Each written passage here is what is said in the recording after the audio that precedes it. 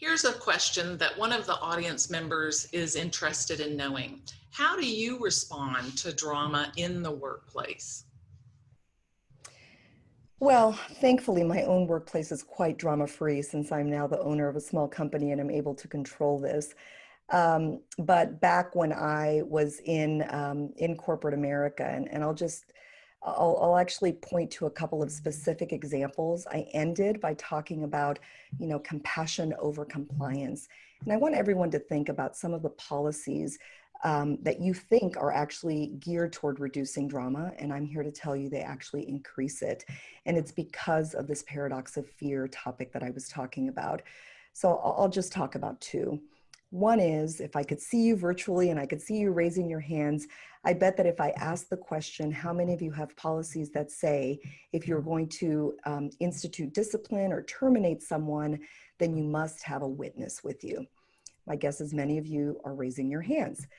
The other question, the other part that I focus on is how many of you have a corporate policy that says we will not give any recommendations, any referrals for a former employee. We will only verify that they worked here and their dates of employment. Again, my guess is that even more of you have raised your hand. And the way that I look at staying drama-free, whether it's as an individual leader or in my role, really setting systems in place within the organization, is to dig deeper and ask why and ask what the actual intent is.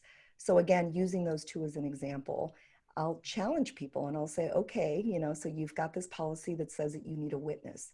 Why? Well, because, what if this person says that I said something I didn't really say? They call me a liar. Okay, why is that important?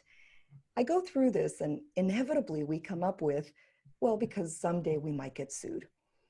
And the truth of the matter is, and I talk about this in my book quite a bit, I hone in on this paradox of fear, and I actually call it the litigation avoidance paradox. And it is that with that mentality, paradoxically, instead of actually staying away from lawsuits, we're inviting them.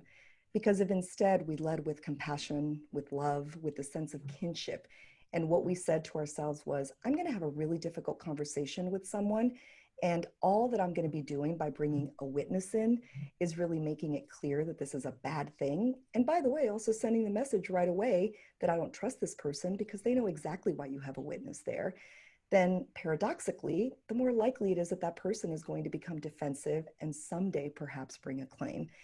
And so for me, and it's a very similar analysis when I look at the other issue, it's just even stronger for me when it comes to this idea that we're only going to give name, rank, and serial number for referrals.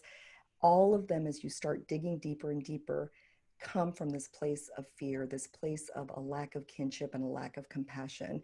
And so truly, when I start looking at these specific examples, the way that I have been able to remain drama-free as a leader and as a person who really sets organizational standards is by focusing on that why and on those root causes.